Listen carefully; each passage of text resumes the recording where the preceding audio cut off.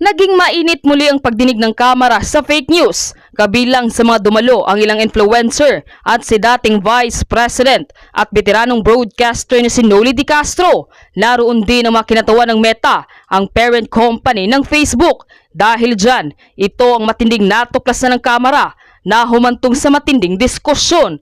Panuurin, pakinggang mabuti at kayo na ang bahalang humusga. Ngunit bago tayo magpatuloy, huwag kalimutang i-like, share, subscribe, and click the notification bell for more updates and for more upcoming videos. Maraming salamat! To briefly manifest that the absence of a clearly accountable and empowered Meta entity here in the Philippines is a crucial issue. And I hope the Meta people would agree with that. As we have heard, Facebook Philippines does not control the platform, nor does it handle content regulation or policy enforcement. This makes it difficult for Filipinos to seek timely and effective recourse when harm occurs online. That is why we are exploring the idea of requiring accreditation or registration for social media platforms operating in this country, to ensure that there is a readily accessible, responsible point of contact that understands and complies with our laws. It's a matter of accountability, Mr. Chair, not just for regulation, but for the protection of the Filipino people. And may I proceed, Mr. Chair? I'll touch on accountability, which was a little bit touched by the Honorable Gutierrez. May I ask, Meta, are you aware of the number of Filipinos who use Facebook and Instagram? Are you aware of the number? Mr. Chairman, if I may. Congressman, I assume you're referring to here in the Philippines or globally? Philippines. Yes, I think the last numbers that we've reported were over 90 million. 90 million. Over Filipinos. 90 million. Okay. And would you agree that you have a responsibility to these users to keep the space you provide them free and open? You have that responsibility, would you agree? Sorry, do we have the responsibility to keep our platforms free and open? Yes. Sir? I think we have the responsibility to do the best we can to balance the rights of Filipino people to free expression, but also the rights of people to have a safe space on our platforms. I believe that's what you're getting at. Yes. And because of such, the posting of false information and misleading news, the content that harms not only the subjects of the questionable post, but also the public trust in state institutions should not be tolerated. Would you agree with that also? Mr. Chairman, if I may. Well, the answer is yes or no. I think, Congressman. Would you agree with that? Congressman, when I want to answer this question carefully. May I know why you are going to answer it carefully? Sir, yes, absolutely, sir. I want to say that when we come to topics like misinformation, there are different interpretations of that. And this is why we rely on third-party fact checkers to be the authoritative sources of what is true or false and to make those determinations. So that we, as a neutral platform and one that is committed to providing, again, the best we can do to balance freedom of expression and safety, are not the ones making the determination about what is true and false. So I believe that we have the proper system in place where we rely on third-party fact checkers that are internationally certified to be the authoritative sources on what constitutes misinformation. And from that point, we have the responsibility to act on the findings that those third-party fact checkers provide to us. And if they provide us the finding that that's false, then we do have the responsibility, and it is in our community standards, to make sure we've reduced that distribution of the content and properly labeled it, so anyone seeing that content knows that they are viewing something that is false and that they can access the authoritative source of information so that they can understand what the real situation is. And I think that that's the way that we do our best to make that proper balance of providing freedom of expression, but also safety for the people of Philippines and indeed our global community. And again, I just want to emphasize, even then we will go as far as to removing misinformation if it's clearly false and can lead to physical violence or violates elections law. Right? In those cases, we will remove it. And I think that that's the best that's the best system we've had over many years of dealing with these issues around the world, to kind of balancing to the best that we can those dueling objectives of freedom of expression and safety. Thank you, Doctor. But my question was very simple, whether the posting of false information or misleading news content that harms not only the subjects of the questionable post should not be tolerated. It's answerable by yes or no. Should this not be tolerated by platforms? Yes or no? But, Mr. Chairman, if I may. But Congressman, again, I want to just emphasize the point that people disagree. We're in a world right now when people disagree on what's true and what's not true. Are you trying to tell this committee that you do not agree with that? I'm trying to explain to the committee, Mr. Congressman, that the approach we have is based on remaining a neutral platform that tries our best in very difficult circumstances, in very robust democracies like the Philippines, where there are very charged political debates going on. We do our best to balance freedom of expression on the one hand and safety on the other, and that our view on the best way to do that is to rely on third parties to make the determination when it comes to true or false or somewhere in between. And we think that that's the best way forward. And Mr. Congressman, actually, I would say, I don't think you necessarily want us to be the ones that determine what's true and false. I don't think you would want us to undertake that kind of that kind of power, basically. I think that, this is, in a democratic system, this is kind of the best balance we can possibly strike when it comes to how to moderate these types of issues on our platforms in the type of context that we have in the lead up to an election, for an example. And I would just note again that we take our content moderation very seriously. We take our fact-checking program very seriously. We have 11 different channels between the government and our platforms to address any type of misinformation or other harmful content. We undertake network disruptions if we see that there's a coordinated abusive pattern when it comes to misinformation or disinformation or any type of foreign interference. And as a result of that, and I would just, again, in the last election cycle, we were given an award by Comelec for this work.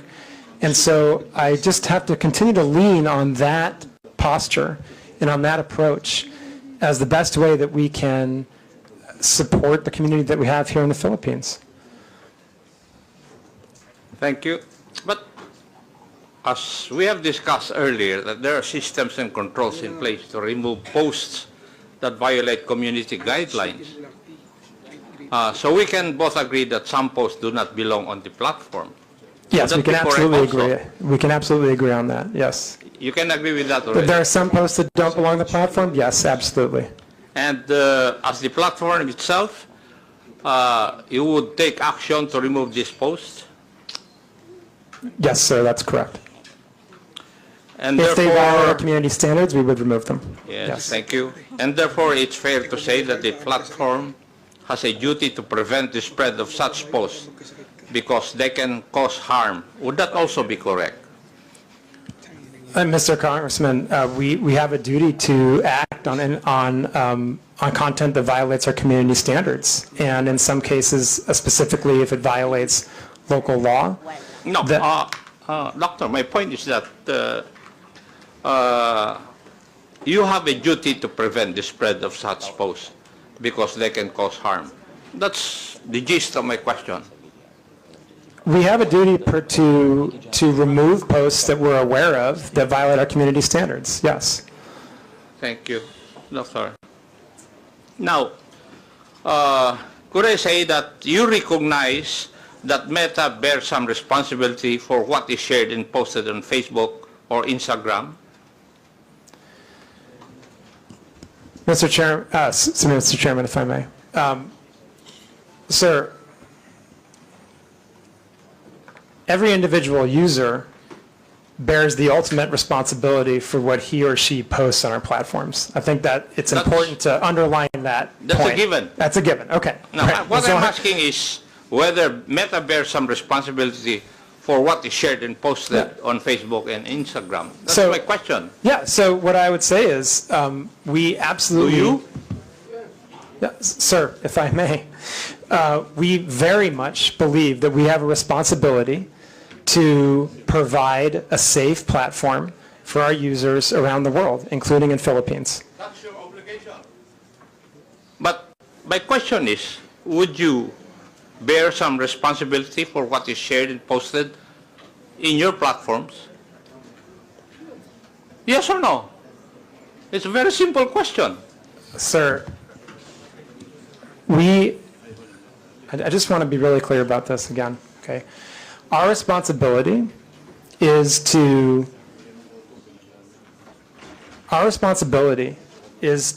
make sure that we are doing the best we can to balance between voice and safety, okay? And the ultimate Mr. Chair, responsibility for the people, Chairman, for the content posted is the I people think that post the it. doctor is evading the answer to my question. Any Tom, Dick, and Harry will say that it's answerable by yes or no. Mr. Congressman, the ultimate responsibility lies with the user who posts the agree. content. But what I'm asking is if Meta bears some responsibility. I'm not asking whether you are the primordial entity to be responsible. No, I'm not asking that. My question is whether you bear some responsibility. Mr. Congressman, if I may, I believe I've answered the question that I think the user bears the responsibility for what they post on our platform. Now, we have a set of community standards that we do our best to uphold because we want everyone to have a positive experience on our platforms and a safe experience on our platforms. And that's what our community standards are for. That's what our fact-checking programs are for. That's why we take these hearings very seriously. That's why we have the 11 different relationships with the government agencies in the Philippines so that harmful content can be reported to us. And I think that's how we do our best, like I said, to ensure that people have a voice and the freedom of expression while also a safe experience. But as I said, I think the ultimate responsibility for content lies with the user that's posted it. Mr. Chair, the questions I would be asking would depend on the answer of Dr. Frankel insofar as whether Meta bears some responsibility, and therefore, since he has said that he cannot answer me directly, I will not ask the other questions, but may I make a manifestation, Mr. Chair? It seems from our discussion that social media platforms are making some effort to curb the spread of fake news in this country. However, I disagree with the impression that acting merely as host of user-generated content exempts these platforms from any liability for the harmful content they allow to be exhibited. As part of our legislative duties, I think it may be time to revisit the current legal framework regarding these social media platforms, if only to incentivize them to further crack down on these types of illegal posts. Now, may I go to another issue, Mr. Chair? Yes, Mr. Chair. Regarding monetization. Doctor, can you confirm whether Facebook or Instagram allows content creators in the Philippines to earn revenue directly through the platform? Yes or no?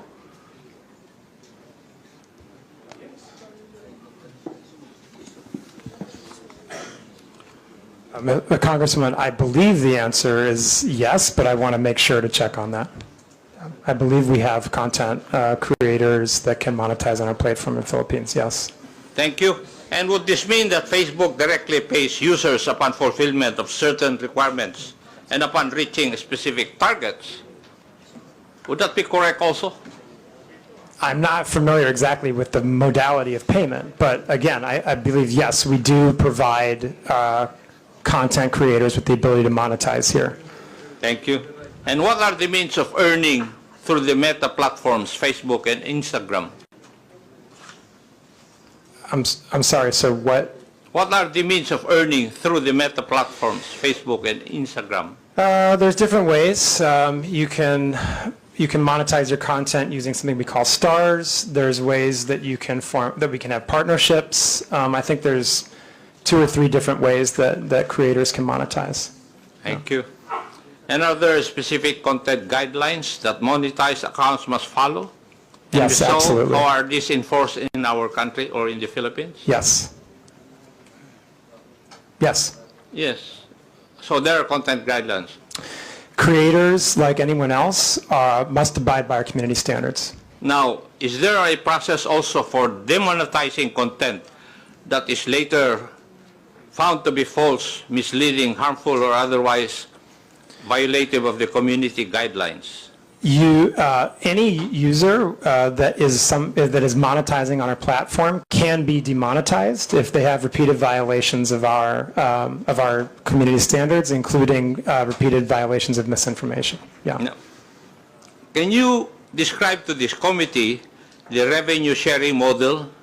How much of the ad revenue goes to Facebook and how much goes to the content creator? Sir, I honestly don't know the answer to that. I'm happy to provide that if we can take that under a question to come back to the committee. And who would be the proper authority from your group to answer that question? We can come back to you on that. There's a few questions I think that we're going to put together as part of the follow-up to this, and we can happily add that as one of them. Thank you. Now, my last question. How does Facebook ensure that creators don't exploit the algorithm by posting inflammatory or misleading content just to gain more views and earnings? Mr. Chairman, again, if I may, as you pointed out, sir, we have policies that will demonetize pages if they engage in repeated violations of our community standards, or if they engage in repeated instances of misinformation. For curiosity's sake, can you provide data available on how much content creators in the Philippines have earned through Facebook's monetization programs over the past years? Mr. Chairman, I'm sorry, I do not have that data. And who would have that?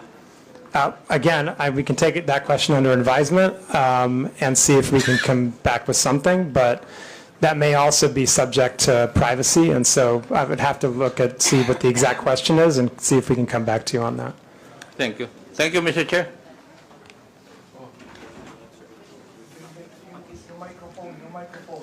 Pakipatay. Thank you. Okay, for a last manifestation, you're given 5 minutes, Honorable Abante. Mr. Chair, thank you very much. I really would like to ask some questions, but I'm not going to ask any questions anymore. But as I listen to your explanation, I begin to realize, and I don't understand what meta actually is, all right? I have to admit I'm ignorant of what you're trying to do. But I would think, Mr. Chair, that meta is a regulatory agency because you have community standards. Content and accounts that violate our community standards, including harmful misinformation, and you remove it. And you're not telling us that you have, in a way, a responsibility to do it. You have, because you are a self-regulatory agency of your company, of Facebook. Now, Mr. Chair, I'd like to ask if Meta could be able to provide us a data of whatever your community standards are, because we don't even know. We'd like you to give us a data of what you mean by harmful this misinformation. I'm not going to ask this question anymore because I know you're going to answer us with a lengthy statement, but just give us a data. What do you mean? Guidelines. What do you mean by community standards? What do you mean by harmful misinformations? Just give us the guidelines for that. Can you do that, Mr. Chair? Mr. Chairman, if I may. Congressman, our community standards are publicly published and available on Mr. Chair, I'm asking that you give us the data. Not being able to see it on public. We would like to ask you to give us the data. Anyway, Give us the guidelines for your community standards. there are many requests as per interpellation from the different congressmen. So we will incorporate all these requests, requesting data. Thank you. Including your Guidelines. request regarding the community's standard guidelines. There was a request also from Arlene Brosas. So we will incorporate this on our official communication, and hopefully you'll also to give us a feedback. Just one thing, Mr. Chair. Comparing the Philippines to different countries, do we have more misinformation here and violation of community standards? Do we have more of that than any country in the world? Do we have more? Mr. Chairman, if I may. Congressman, I think that I would have to go back and look at the statistics, but we publish our transparency report on community standards enforcement every 6 months. And our fact checks, again, are also very transparent. That information is publicly available, as is our community standards. All the information that you've just requested is publicly available information. So, Rob, Thank if you you. want to add Thank anything? you. You're asking, with your indulgence, Mr. Chairman, you're asking, obviously, Congressman Abante, a very important set of questions. The first thing I would say is just to reiterate, our community standards are readily available online. Number two, they're iterative. So in our consultations with your government and many others, they're revised with a lot of regularity. A lot of what we do is self-regulation, to be fair. But here in the Philippines, sir, if I may, we not only consulted with, we agreed to lots of legislation that has placed on us turnaround time burdens when it comes to certain types of harmful content, data disclosure burdens, not burdens, but obligations that we've agreed to, and we're beating turnaround times. We are largely compliant with data requests. I would hope, and I wouldn't dare speak for the law enforcement community here, but I would hope that they would agree that we are amongst, if not the most forward-leaning when it comes to protecting our Filipino community of users. And I absolutely think I understand that we're in the middle of an election cycle. Things are heated here at the moment, but that does not distract me or my team from our constant, everyday work in battling off-platform harm for our users. And not everything we do is self-regulating. We do a lot to follow local law. And reasonable people like myself in your good office, we're going to have disagreements along the way. I think the point is to keep these dialogues open. So with that, I do want to genuinely thank Congress for allowing us to be here today. Maraming salamat po. Thank you. Thank you for that. Yeah, I would just emphasize, Mr. Chairman, we heard a lot of questions today, and very good questions, very fair questions.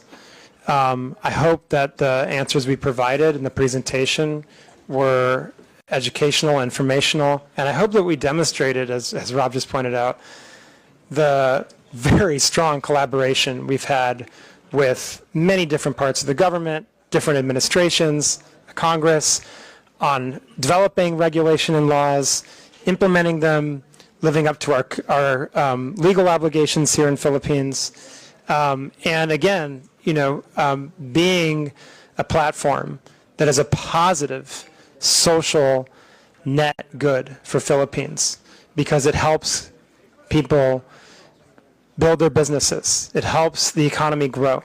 It helps people connect to their loved ones for free. It helps people learn about the world and gain new skills.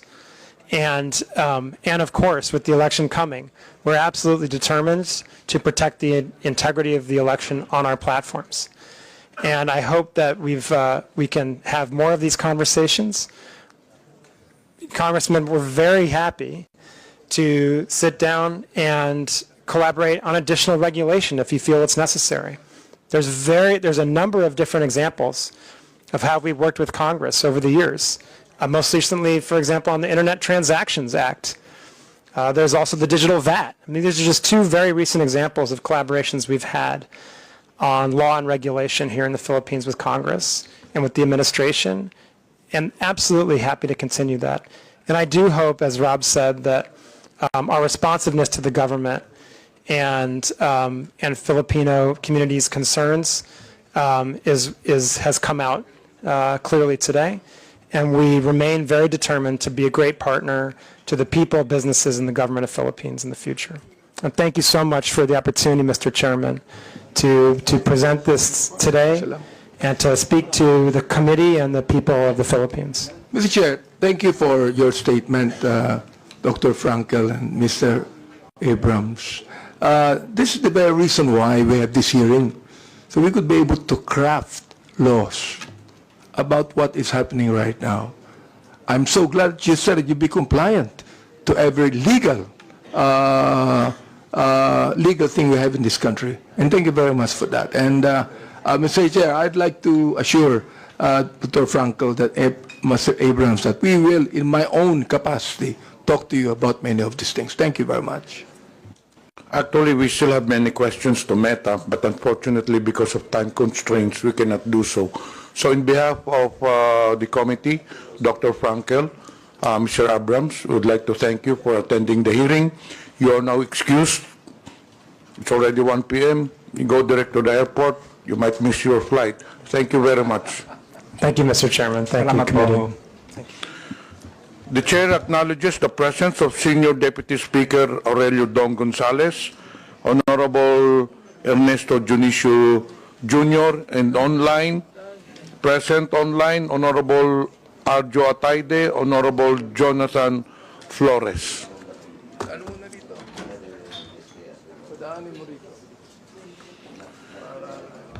We have 5 issues to be discussed in today's hearing.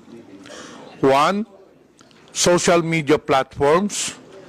2, celebrities. 3, testimony from Commodore Tariela.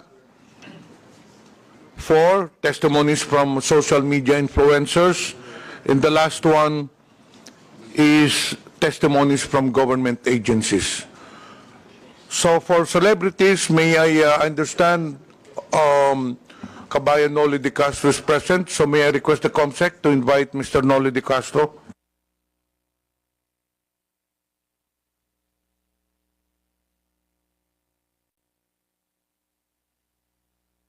COMSEC, pwedeng maimbita natin si Mr. Noli de Castro so that we will have an orderly hearing and a smooth flow of discussion. We will tackle the issues as mentioned earlier by the chair one by one.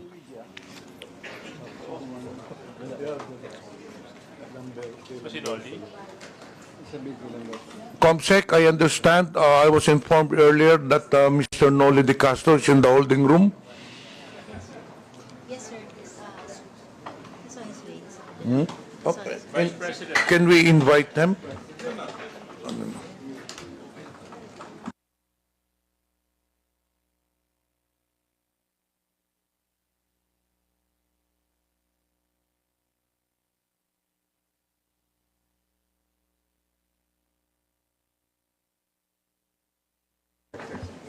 Comsec, paki-escort lang sa upuan si Mr. Noli Di Castro.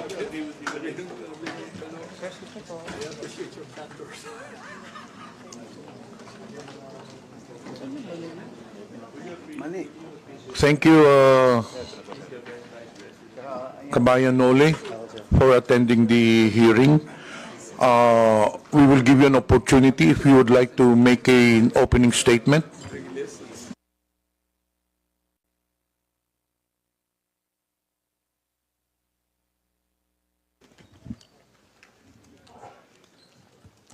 Good afternoon po, Mr. Chairman, and mga membro ng committee at ang ating mga invited guests. Kanina po nanonood ako doon sa loob ng hearing ho ninyo at sinusuportahan ko po itong initiative ninyo na labanan ng mga fake news. Kasama ho kami dyan. Yung mga misinformation at saka disinformation. Kasama na rito po ang deepfake. Naging biktima rin ho ako niyan. Marami sa aming mga broadcaster. Bunso din po ng Gen AI at ang iba pa mga advanced technology po ngayon. Hindi natin mapipigilan ho yan. Kanina, I'm sorry, hindi ninyo napag-usapan sa Meta yung advance ng technology. Kasi hindi ho talaga mapipigilan. Yung pinsala na dulot nito ay hindi lamang po sa aming mga personalidad and even to you, Congressman, kundi pa sa pangkalatan sa publiko na nakababasa, nakakita at nakakapanood po nito. Kailangan ng sabayang pagkilos para sa education ng publiko at sa aming media practitioners para mamulato ang mas nakararami tungkol sa masamang epekto ng fake news sa ating bansa at sa demokrasya.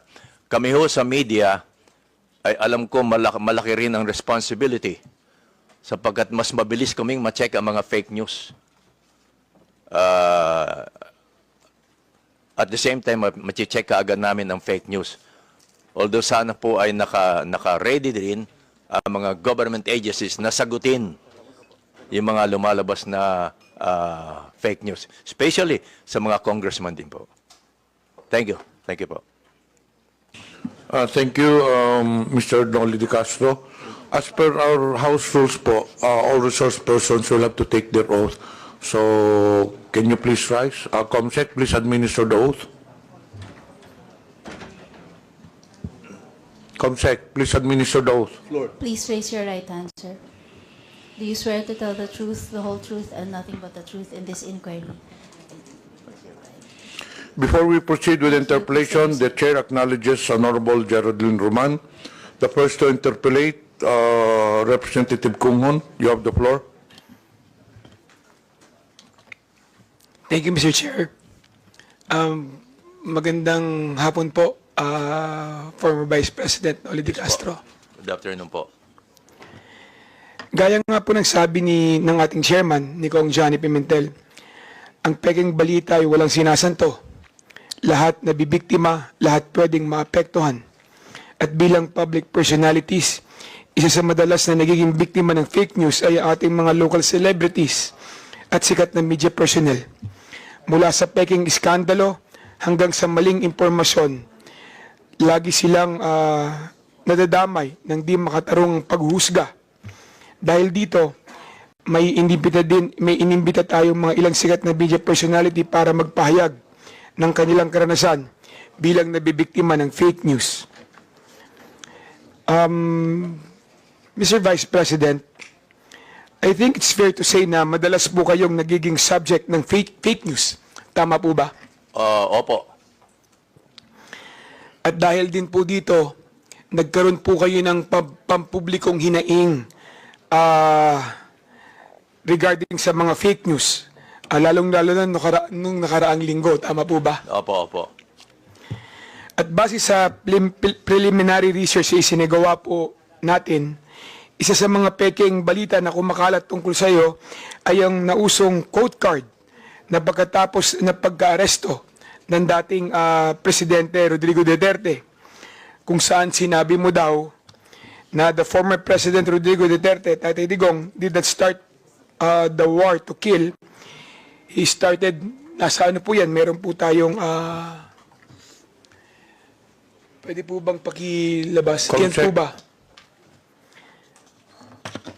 Tama po ba ito yung isa sa mga code card na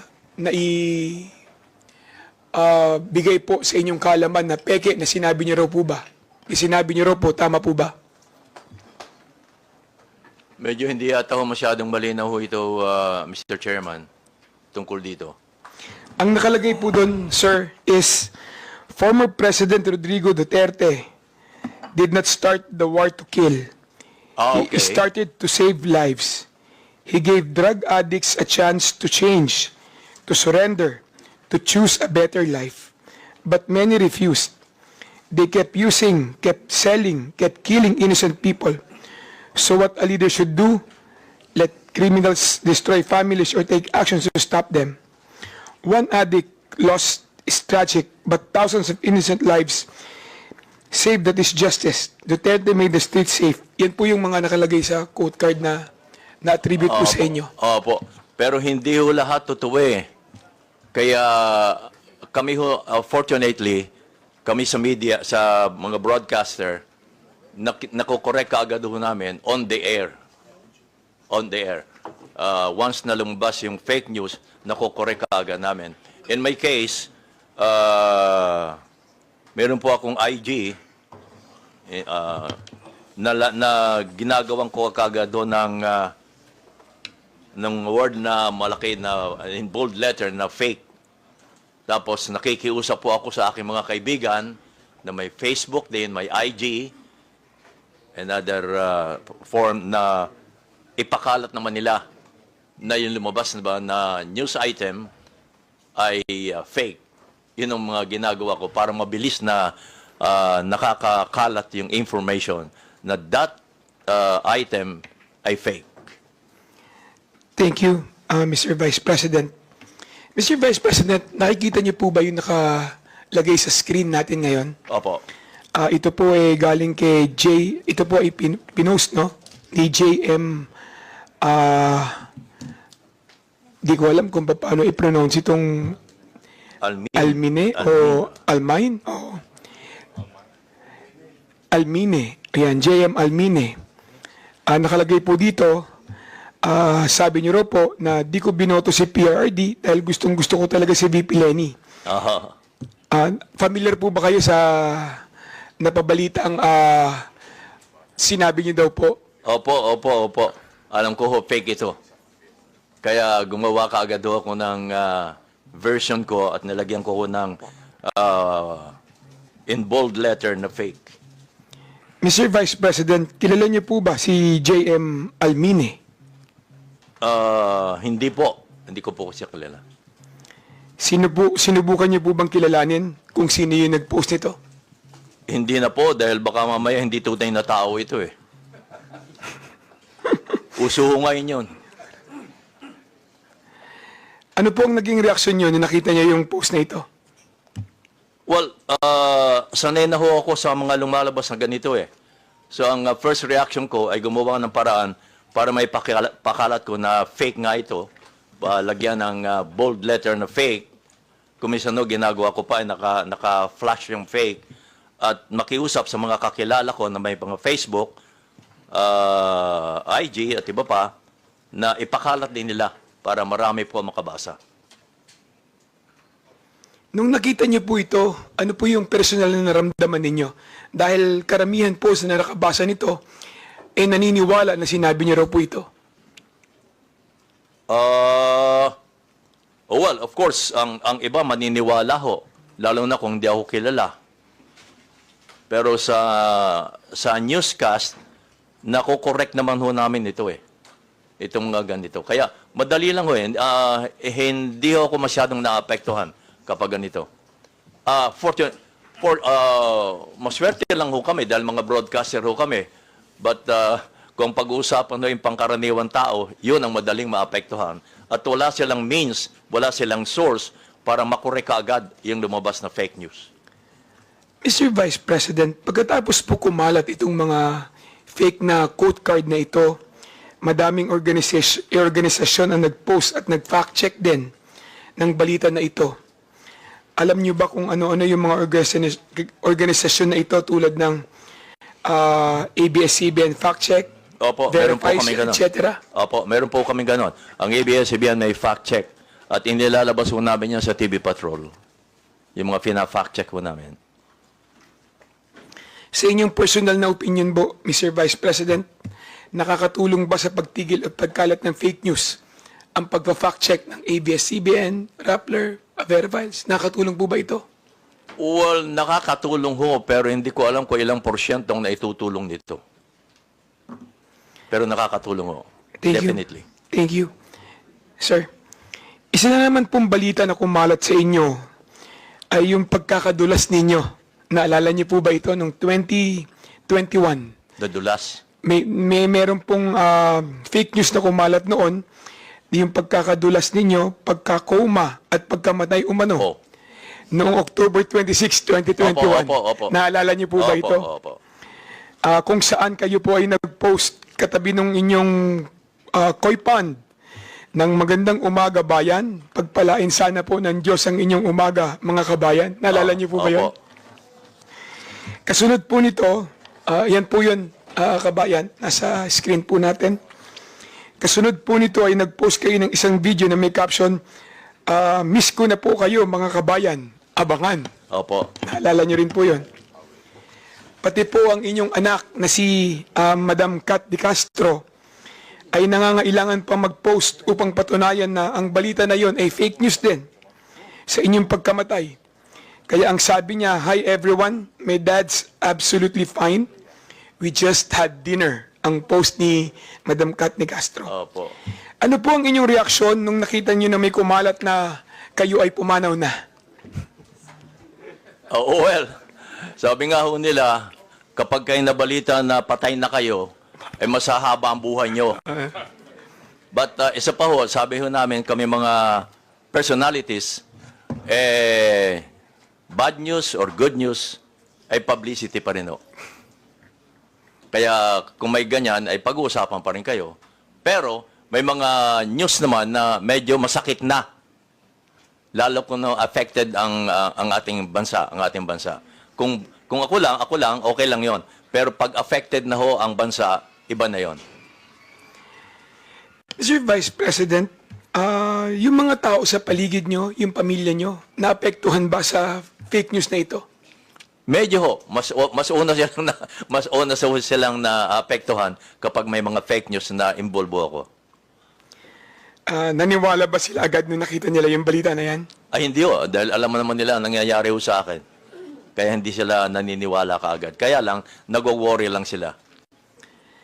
Sir, yung mga taong hindi mo naman personal na kilala, tulad ng karamihan na yung mga viewers, na yung mga fans Opo. at supporters, ano ang naging reaksyon nila sa balita na yan?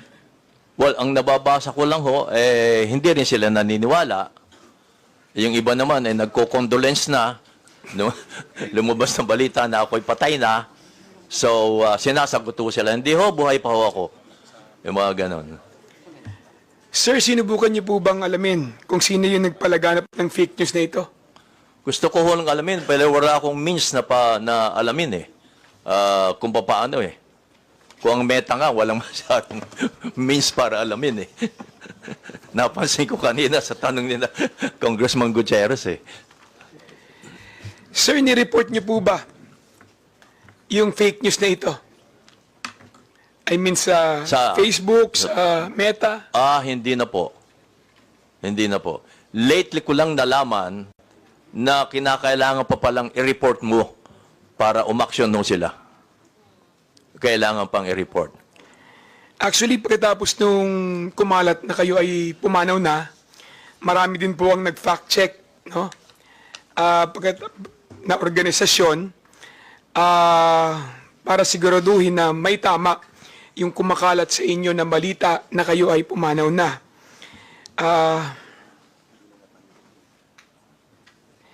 Paano naman po yung mga social media website, no, Mr. Vice President, kung saan kumalat yung mga post na ito? May mga gumawa ba sila na paraan para matigil o matulungan kayo para i-correct, no, yung mga ganitong klaseng fake news? Meron po bang mga tumulong na mga website? May mga tumulong po bang mga individual para kayo'y matulungan na pagsawata itong mga Well, fake news na kumakalat sa inyo? Again, may minso kami para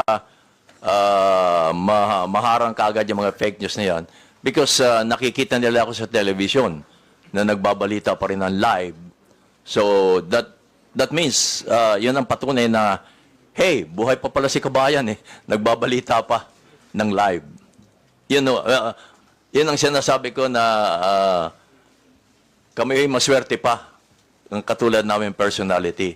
But ang kawawa ay yung walang means para maharang kaagad nila ang mga fake news na lumalabas against them. Kanina tinanong po ni Congressman Acop kung may responsibilidad ba ang Meta at Facebook sa mga ganitong klaseng kumakalat na fake news. Tingin niyo po ba, kabayan, merong responsibilidad ang Facebook at Meta sa mga ganitong klaseng fake news na lumalabas at nakakaapekto, lalong-lalo na sa buhay ng mamamayan? Opo, naniniwala po ako dun.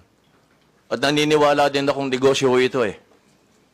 Pati na po sa mga vlogger, kaya ko sila naingganyang mag-vlog, ay dahil sa kumikita rin sila. Aminin natin, huwag na tayo maging hipokrito ho dito. Pati ang Meta, alam naman nila yon, negosyo nila yon eh.